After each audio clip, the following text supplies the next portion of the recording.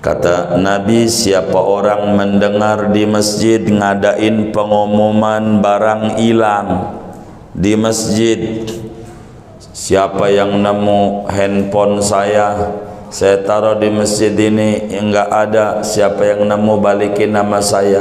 Sunat, kata Nabi jawab, moga orang ketemu. Begitu, dapat ganjaran ngomong begitu. Sebab masjid bukan tempat pengumuman barang hilang, masjid tempat ibadah. Bahkan Imam Tirmidzi di dalam Sunan Tirmidzi dengan sanad yang sahih dari Abu Hurairah radhiyallahu taala an, Nabi menyampaikan lebih jelas. Kata Nabi, idza ra'aitum man yabi'u aw yabta'u fil masjid faqulu la arbahallahu alaik. Bila anda lihat di masjid ada orang dagang dalam masjid, maka ente doain, jangan kagak, doain ganjaran gede. Bagaimana doanya? Moga rugi dan bangkrut ente. Itu Nabi yang nyuruh, dapat ganjaran. Moga tidak untung kau. Kalau dagang di masjid, dagang nggak boleh. Masjid bukan untuk begitu.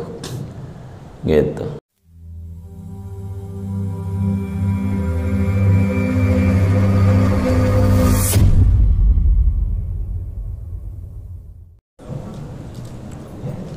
Assalamualaikum warahmatullahi wabarakatuh. Bismillahirrahmanirrahim. Alhamdulillahi rabbil alamin. Wassalatu wassalamu ala sayyidina Muhammadin wa ala alihi wa sahbihi ajma'in. Allahumma inna nastahdika li arsyadi amrina wa zidna ilman yanfa'una. Qala al-imam al-muallif rahimahullahu ta'ala wa nafa'ana bihi wa bi barakati ulumihi wa ghafara lahu wa li masyayikhihi wa li masyayikhina amin. Wa yajibu ikhraju najisin minhu fawran ainiyan ala man alima bihi wa in ursida li izalatihi man yaqumu biha bima'lumin kama qatadahu itlaquhu. Wajib hukumnya mengeluarkan najis dari masjid fawran, dengan segera, ainian, najis yang bangsa ainian, padahal wajibnya yang bangsa ain, ala man alima bihi, atas orang yang mengetahui oleh orang dengan adanya najis. Wa in ursida, sekalipun telah dipersiapkan, li izalatihi, untuk menghilangkan najis, man yaqumu biha, oleh orang yang menjalankan dengan menghilangkan najis, bimaklumin, dengan upah yang dimaklumi. Kama qtadahu itlaquhum, sebagaimana menghendaki akan wajib oleh memutlakannya para ulama. Wa yahrumu baulun fihi, dan haram oleh kencing di dalam masjid, walau fi nahbi tashtin, sekalipun yaitu pada seumpama pispot.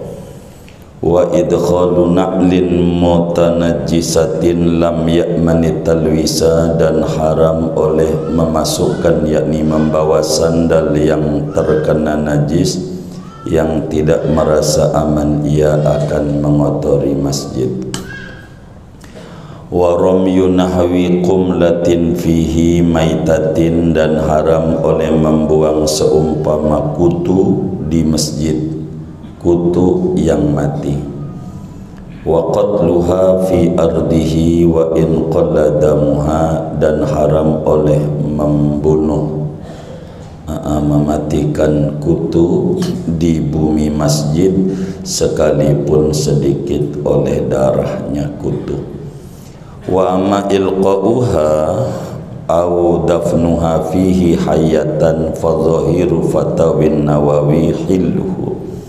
Adapun membuang kutu atau menanamnya kutu di masjid padahal hidup-hidup, maka yaitu adapun zahir fatwanya Imam Nawawi yaitu bolehnya membuang. Wa zahiru kalamil Jawahiri tahrimuhu, adapun zahir kalamnya kitab Al-Jawahir karya Imam Al-Qamuli yaitu haramnya membuang. Wa bihi, dan dengan haram Sarah Ibn Yunus telah menjelaskan oleh Imam Ibn Yunus. Wa yukrahu fasdun wa hijamatun fihi bi ina'in, dan dimakruhkan oleh berpetik fasdu dan berbekam di masjid dengan membawa bejana. Wa raf'u sautin, dan makruh meninggikan suara. Wa nahwu bai'in, dan seumpama jual beli. Wa amalu sinaatin fihi, dan mengerjakan keterampilan di dalam masjid. Wallahu a'lam bishawab. Segini. Bapak Ibu, saudara-saudara sekalian, pertemuan yang lalu kita membahas tentang makruh berludah dalam solat, baik di masjid maupun di luar masjid, bila menghadap kiblat, menghadap depan. Kalau di luar masjid, kalau di masjid sudah pasti menghadap kiblat, dan ke kanan. Dan malam hari ini kita akan mengkaji tentang beberapa hukum-hukum dan aturan kita di masjid, meski tidak begitu banyak, sebagai istitrat pembahasan tentang menjaga kemuliaan masjid. Bapak Ibu, perlu diketahui oleh kita bersama bahwasanya Allah Subhanahu wa ta'ala telah memerintahkan kepada kita semua untuk mengagungkan masjid, untuk memuliakan masjid, seperti yang dijelaskan di dalam Al-Quran. Allah berfirman, fi buyutin adzinallahu an turfa'a wa yudhkara fiha ismuhu yusabbihu lahu fiha bil ghuduwi wal asal. Di rumah-rumah Allah, di masjid, fi buyutin adzinallahu, yang telah mengizinkan, memaklumkan oleh Allah, an turfa'a fihi, bahwa di masjid itu kita disuruh meninggikan dan disebutkan di masjid asma Allah. Artinya di masjid itu disuruh ditinggikan oleh Allah, maknanya diagungkan masjid. Diagungkan itu tidak boleh dikerjakan di masjid itu perbuatan-perbuatan keji. Juga arti diagungkan itu adalah tidak boleh bertutur yang omongan yang keji. Juga arti fi buyutin adzinallahu an turfa'a, maknanya turfa'atu disucikan dari najis dan berbagai macam kotoran. Masjid kudu dijaga. Bahkan Imam Ibnu Majah meriwayatkan di dalam Sunan Ibnu Majahnya, juga Imam Muslim di dalam Sahih Muslimnya daripada Sayyidina Buraidah radhiyallahu ta'ala an, kata beliau, qala Rasulullah sallallahu alaihi wasallam, innama buniyatil masajidu lima buniyatlah. Sesungguhnya masjid itu dibangun untuk tujuan dibangunnya masjid itu, yakni untuk sholat, untuk berzikir, membaca Quran, mengajar ngaji, belajar, bermudzakarah, dan berbagai macam kebaikan. Atas dasar itu, saudara, bila kita telah mengerti tujuan daripada masjid dibangun adalah untuk sholat di masjid, untuk tadarrus Quran, ngaji Quran, baca Quran di masjid, untuk bertahlil, untuk bertasbih, untuk bersolawat kepada Rasulullah di masjid, untuk beristighfar, untuk ta'lim, untuk belajar dan lain sebagainya, maka kita dituntut oleh agama. Orang yang masuk ke masjid dituntut untuk mengerjakan apa yang pantas dikerjakan di masjid dan apa yang tidak pantas dikerjakan di masjid. Agama, saudara, telah menerangkan kepada kita bersama hal-hal yang harus diperhatikan oleh kita. Ada yang haram, ada yang makruh. Yang sunat itu enggak perlu kita paparin, yang larangan aja biar kita enggak melanggar dosa, yang makruh biar tidak melanggar larangan Rasulullah sallallahu alaihi wasallam. Maka ada beberapa yang harus diperhatikan oleh kita terkait dengan aturan-aturan masjid. Secara umum, saudara, bila kita sebagai manusia berupaya dengan penuh kesungguhan hati untuk menjaga kebersihan rumah kita,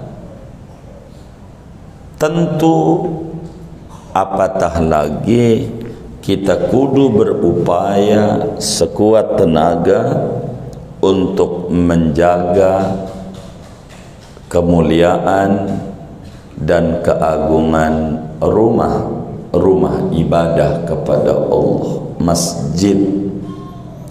Karena itu, mana di antara hal yang harus kita tahu tentang masjid? Satu, wa yajibu ikhraju najisin minhu fauran ainian ala man alima bihi wa in ursida li izalatihi man yaqumu biha bima'lumin kama qtadahu itlaquhu. Satu, wajib hukumnya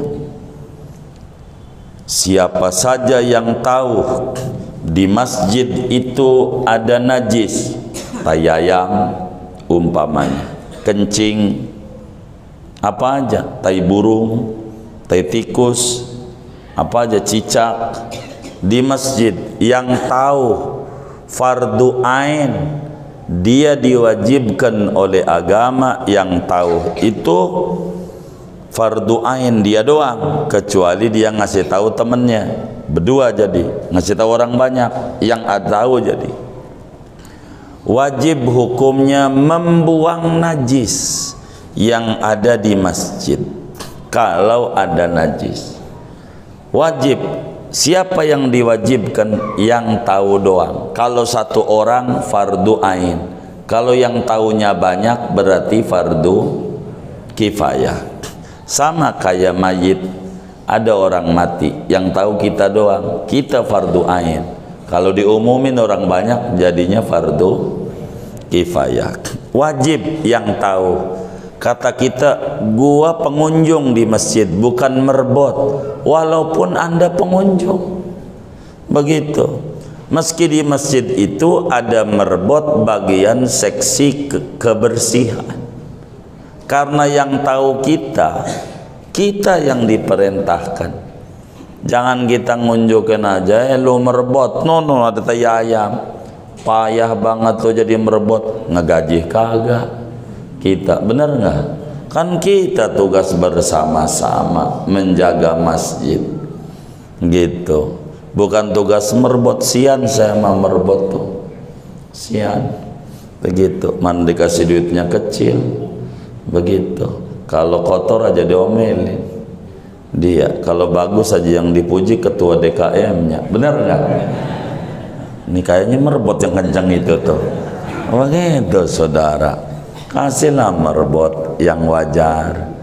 Moga nih jamaah nih yang hadir rezekinya luas, usahanya maju. Tolonglah tanya tuh di masjid tuh, ngobrol merbot digaji berapa, seperak tambahin. Saudara, ganjaran paling gedenya ganjaran tuh kayak begitu. Yang orang kurang dapat perhatian, kasih kayak begitu, kasih begitu, kayak begitu. Sian. Kalau ada najis di masjid, wajib kita yang tahu ngebuang najis, wajib. Dalam satu hadis Rasulullah sallallahu alaihi wa alihi wa sahbihi wasallam, hadis yang diriwayatkan oleh Imam Abu Dawud di dalam sunannya dari Sayyidina Anas bin Malik radhiyallahu taala an, khadimnya Rasulullah sallallahu alaihi wasallam. Kata beliau, qala Rasulullah sallallahu alaihi wasallam, Kanjeng Rasul sallallahu alaihi wasallam bersabda. Apa kata Nabi? Uridat alayya ujuru ummati hatta al-qadati yukhrijuha ar-rajulu minal masjid. Jadi kata Nabi, aku diperlihatkan saat Isra Mi'raj ganjaran-ganjaran yang dikerjakan oleh umatku, nilainya di surganya tuh ampe ganjaran buang tai tikus, tai ayam, kotoran yang ada di masjid, istananya tinggi banget di surganya. Begitu, buang. Maka kalau kita jadi merebot, beruntung. Enggak digaji, enggak apa-apa. Tuh ganjarannya gede. Kayak begitu. Nabi bilang, ditampilin sama saya nih ganjarannya ngebuang kotoran di masjid tuh. Maka yang tukang-tukang ngepel masjid tuh ganjaran gede, gede banget. Ganjarannya besar. Ikut bersihin masjid tuh, gede ganjarannya.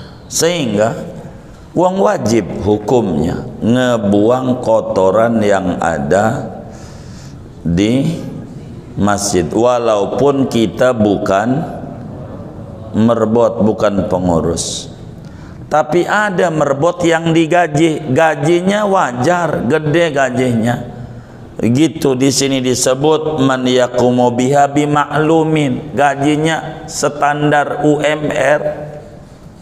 Gajinya UMR, ganjaran begitu.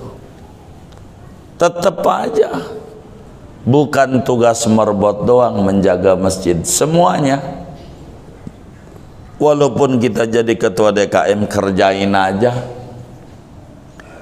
Penasehat, iya jangan nasihatin doang, ngerjain juga. Begitu. Tuh di masjid tuh, ini aturan yang diatur oleh agama. Jadi haram membawa najis ke masjid. Kalau ada najis di masjid wajib kita buang. Ini aturan masjid.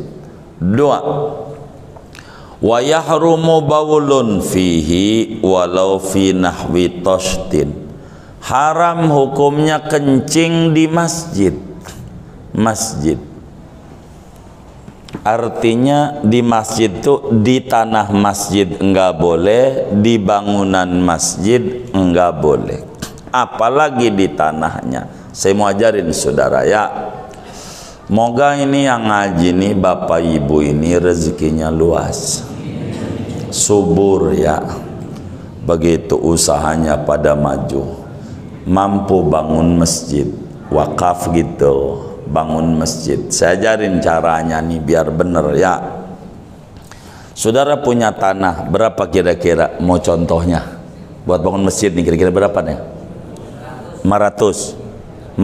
Baik, kalau saudara ada tanah 500 meter pengen saudara jadikan masjid, maka saudara pengen wakaf masjid, yang pertama datang sama kiai. Itu begitu. Bagaimana prosedurnya nih? Sama kiai dulu, biar kita dibimbing cara wakafnya. Kalau saudara wakafnya begini nih, saya wakaf tanah seluas 500 meter untuk masjid, maka 500 meternya lah jadi masjid. Saudara bikin toilet di situ dosa, namanya kencing di masjid. Begitu. Kalau saudara ngomong begitu. Kalau saudara ngomongnya begini, inilah yang kudu datang sama kiai. Saya wakaf tanah 500 meter untuk masjid dan fasilitas masjid. Nanti bakal diatur. Yang masjid mungkin 300 meter mungkin. Untuk bikin toilet 100 atau 50, begitu. Supaya tidak kencing di masjid. Kalau tanah masjid dibikin toilet, ya dosa. Enggak boleh tanah masjid. Makanya kita harus paham, bukan asal bangun-bangun doang. Payah banget di Mekah itu. Begitu ke tempat kencingnya jauh, ini mana batas masjidnya, mana bukannya, begitu maksudnya. Jadi biar kita tahu mana masjid, mana bukan masjid. Dulu ada muridnya Muallim Syafi'i Adzami rahimahullah, paling warok, namanya Kiai Soleh Zawawi, abahnya Kiai Lutfi itu. Waktu di An-Nizam namanya, di Kebun Mangga tuh, beliau jadi ketua umumnya, suruh rehab masjidnya. Dia tanya, nih batas masjid ini berapa? Kata yang tua-tuanya, ya dulunya berapa ya?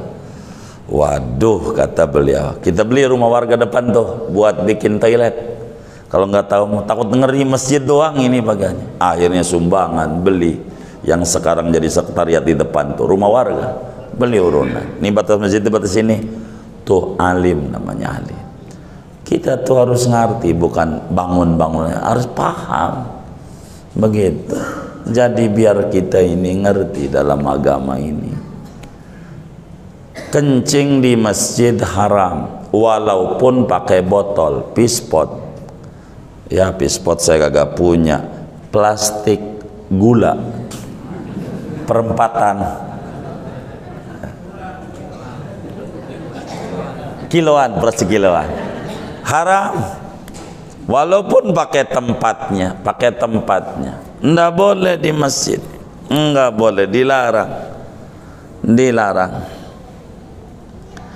Ama agama dilarang, nggak boleh.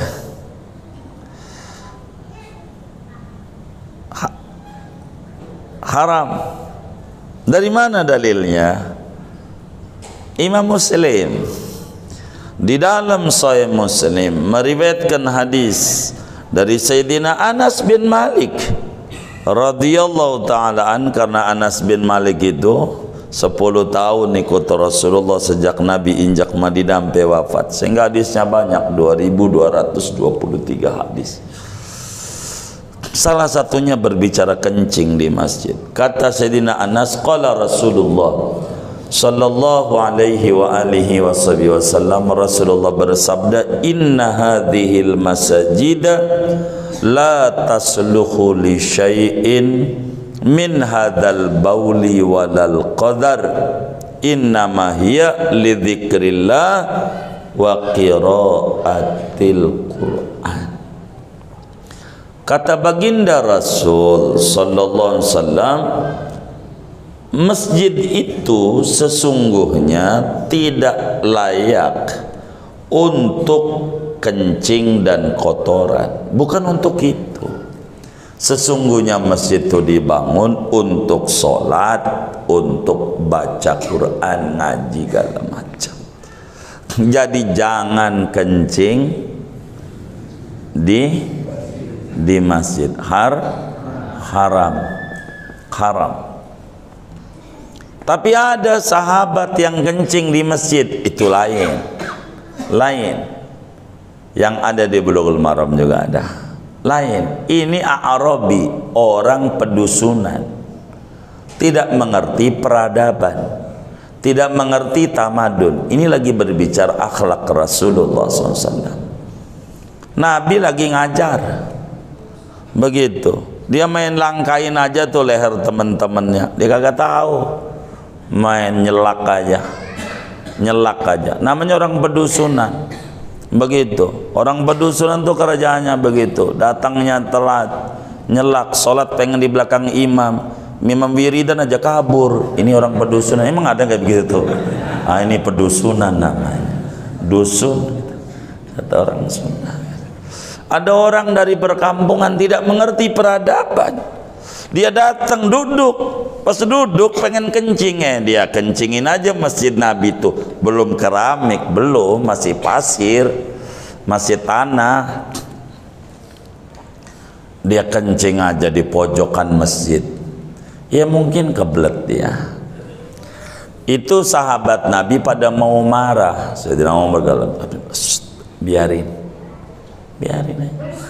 Dia kencing, udah rapi kencing, kata Nabi, ambil air sember tuh, Nabi siram tuh. Nabi nggak omelin, orang kagak tahu. Ini berbicara akhlak, tapi bicara hukumnya, kencing itu najis, tandanya sama Nabi suruh disiram. Tapi ada akhlak, wong kalamnya Nabi mau luas, kenapa nggak diomelin? Dilihat bahaya. Kalau diomelin nih orang, digertak, madorotnya lebih banyak. Woi, jangan kencing di situ, dia lari. Tadinya di pojokan doang semasjid, bener nggak? Jadi nyiramnya tadinya dikit, jadi banyak. Tuh cerdasnya Nabi. Sallallahu alaihi Nabi. Hebat terus. Kedua, kalaulah dia digertak, jangan kencing nih masjid, ditahan. Tuh jadi batu ginjal, mahal operasinya, mahal timbang nyiram doang. Tuh Nabi. Tuh bagaimana yang kencing itu? Iya namanya orang pedusunan, tidak mengerti peradaban. Orang nggak tahu bilangin aja. Begitu. Makanya sama Nabi siram. Kalau sekarang kan masjidnya, nah pasti kalau orang kencing di dalam masjid sengaja ngajar orang sekarang, dianggapnya miring. Bener nggak? Kalau orang sekarang nggak boleh, walau pakai botol, nggak boleh, haram. Masjid ini fi buyutin adzinallahu anturfa itu dalam tafsirnya tuthar minan najasati wa minal qadari wa ghairihima. Yang namanya masjid kudu ditinggikan, maknanya kudu dijaga dan disucikan dari najis, kotoran, dan selain keduanya dari yang buruk-buruk. Itu masjid. Ini penting adab ini, saudara. 3. Wa idkhalu na'lin mutanajjisatin lam ya'manit talwisa. Haram kita ke masjid bawa sendal yang ada najisnya. Ada najisnya. Mana bawanya di Mekah lagi, habis dari toilet najisnya, mau tawaf dibawa-bawa. Di sini aja dosanya gede, di Mekah 100.000 kali lipat. Ya Allah. Sendal yang ada najisnya jangan dibawa ke dalam masjid. Jangan. Kalau ada najisnya, kalau ada najis enggak boleh, sama Nabi enggak boleh, diatur oleh agama. Abu Sa'id Al-Khudri radhiyallahu ta'ala an, makamnya di Baqiyah, seperti hadisnya diriwayatkan oleh Imam Abu Dawud di dalam sunannya. Kata Abu Sa'id, qala Rasulullah sallallahu alaihi wasallam, idza dakhala ahadukumul masjid falyandur. Bila seorang kamu masuk ke masjid, lihat-lihat dulu, jangan main masuk. Fa in ra'a fi na'laihi adan aw qadaran falyamsahu. Kalau dia lihat di sendalnya ada kotoran atau najis, bersihin dulu. Jangan bawa sendal yang ada najisnya ke dalam masjid, jangan. Apalagi tuh orang tawaf, digendong-gendong sendalnya ada najisnya, dah taruh aja di depan masjid. Kita juga tahu sendalnya swallow, belakangnya ada penitinya. Udah, nggak apa-apa. Kecuali yakin suci. Kalau yakin suci nggak apa-apa, bawa. Tapi kalau kita najis sendalnya, jangan. Tawaf syaratnya kudu suci, enggak suci, yang dibawanya enggak sah tawafnya, umrohnya enggak sah, enggak mabrur, dapatnya kan rugi. Masuk masjidnya bawa najis, dosa kalau ada najisnya. Periksa dulu sendal tuh. Tapi kalau kita tidak merasa aman bakal najis. Kalau merasa aman ada kantong kresek, ada najisnya, kita bawa ke dalam masjid, makruh doang. Tidak haram, karena kita yakin enggak ngotori masjid. Begitu saudara. Begitu orang yang badannya ada najisnya, darahnya bisulan ngalir terus, cek aja kayak begitu. Kalau kita khawatir ngotori masjid haram, masuk masjidnya. Kalau tidak khawatir, kagak haram. Begitu, kagak haram. Karena itu kalau mau bawa sendal ke dalam masjid, cek dulu bersih apa kagak. Itu begitu aturannya. Mana lagi? Udah berapa tuh ya? 34. Warom yunahwikum latin fihi maitatin. Haram juga ya, orang kadang suka di masjid iseng banget, rambutnya kutuan, rambutnya dia buang kutu di masjid, kutu mati, buangnya di masjid, nyamuk lagi mati, dibuang aja kulitnya di masjid, dosa. Yang kayak begitu, mana yang kayak begitu orang yang ngaji juga lagi malam ini.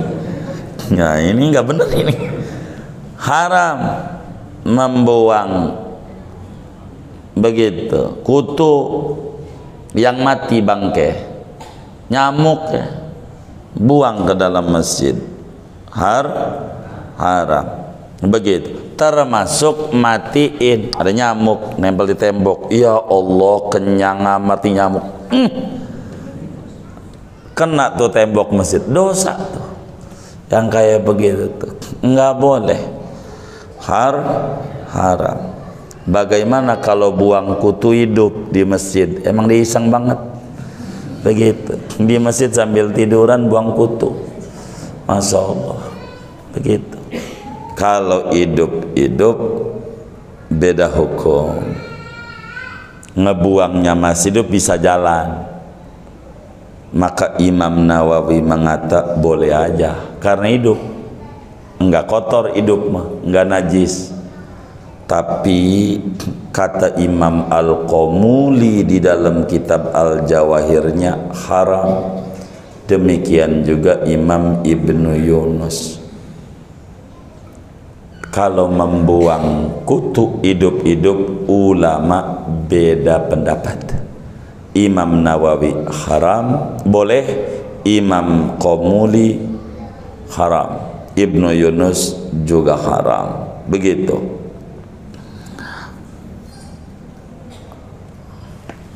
Terus wa yukrahu, tadi haram-haram, sekarang hukum makruh. Wa yukrahu fasdun, haram berfasdu. Udah ngerti sekarang, udah bahasa Indonesia tuh. Fasdu, petik. Jadi cara membuang darah itu ada dua. Ada namanya digores doang, uratnya keluar dari uratnya, namanya fasdu. Ada yang disedot dulu, kumpulin dulu, namanya bekam, hijamah, bagus biar sehat. Begitu, Nabi itu demen hijamah, jadi darahnya cakep, darahnya, jadi enggak ngalamin darah tinggi kalau kayak begitu darahnya. Jadi makruh kita berbekam di masjid, makruh. Berfasdu di dalam masjid juga makruh. Itu kalau ada alat-alatnya, wadahnya, makruh.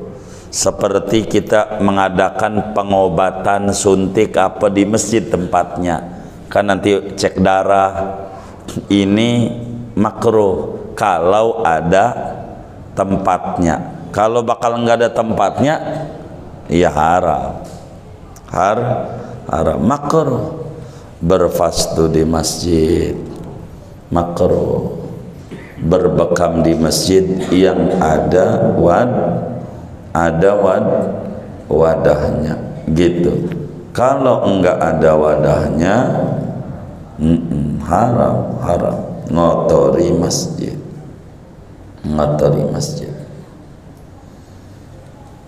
begitu. Mana lagi yang makruh? Waraf'u sautin, teriak-teriak di masjid, teriak begitu. Kayak bocah berisik banget di masjid, berisik, ngeganggu orang sholat. Orang tuanya, jangan bocahnya yang ditegur, Pak, dinasihati anaknya ya, begitu. Ini masjid gitu, begitu, agar supaya ngerti orang tuanya. Begitu, teriak-teriak di masjid tuh makruh. Termasuk dia ribut di masjid, makruh, teriak-teriak. Mana lagi? Wa nahwu bai'in, jual beli, dagang di masjid, dagang ndak boleh. Dalam hadis riwayat Imam Muslim dalam sahihnya, Imam Ahmad di dalam musnadnya, termasuk Ibnu Majah di dalam kitab sunannya dari Sayyidina Abu Hurairah radhiyallahu ta'ala an, kata Abu Hurairah, qala Rasulullah sallallahu alaihi wasallam, kata Nabi apa? Man sami'a rajulan yanshudu dallatan fil masjid falyaqul la raddahallahu alaik fa innal masajida lam tubna lihada. Kata Nabi, siapa orang mendengar di masjid ngadain pengumuman barang hilang di masjid, siapa yang nemu handphone saya taruh di masjid ini enggak ada, siapa yang nemu balikin nama saya. Sunat, kata Nabi jawab, moga orang ketemu. Begitu, dapat ganjaran ngomong begitu. Sebab masjid bukan tempat pengumuman barang hilang, masjid tempat ibadah. Bahkan Imam Tirmidzi di dalam Sunan Tirmidzi dengan sanad yang sahih dari Abu Hurairah radhiyallahu ta'ala an, Nabi menyampaikan lebih jelas. Kata Nabi, idza ra'aitum man yabi'u au yabta'u fil masjid faqulu la arbahallahu alaik. Bila Anda lihat di masjid ada orang dagang dalam masjid, maka ente doain, jangan kagak, doain ganjaran gede. Bagaimana doanya? Moga rugi dan bangkrut ente. Itu Nabi yang nyuruh, dapat ganjaran. Moga tidak untung kau. Kalau dagang di masjid, dagang nggak boleh. Masjid bukan untuk begitu, gitu. Makanya saya kasihan sama orang tuh, kan enak ya ngaso di masjid, ada stop kontak, ngecas handphone di masjid. Sian dia kagak pikirin tuh, ngisi kotak kagak, bener nggak? Gitu, lumayan nih, begitu. Nah itu duitnya duit wakaf orang, begitu. Pikirin tuh yang kayak begitu. Kan kita enak banget. Pikirin, ujungnya dagang kita rugi, ya enggak salah. Nabi aja udah doain, moga bangkrut dia. Jadi kalau kita dagang merugi, udah belum tuh? Oh belum. Itu begitu. Sama Nabi, enggak boleh sama Rasulullah SAW. Mana lagi? Wa amalu sinaatin fihi, kerja di masjid, kerja. Orang dulu tuh di masjid sambil jahit baju, enak. Jangan. Ada orang timbang mampir di masjid mau tiduran doang, karena di masjid pakai AC masalahnya. Nah ini nggak bener ini. Jangan itu niatnya, nggak ada ganjaran. Niatnya mau i'tikaf di masjid, walaupun sambil tiduran, kan adab juga. Jadi niatnya yang bener aja, niatnya.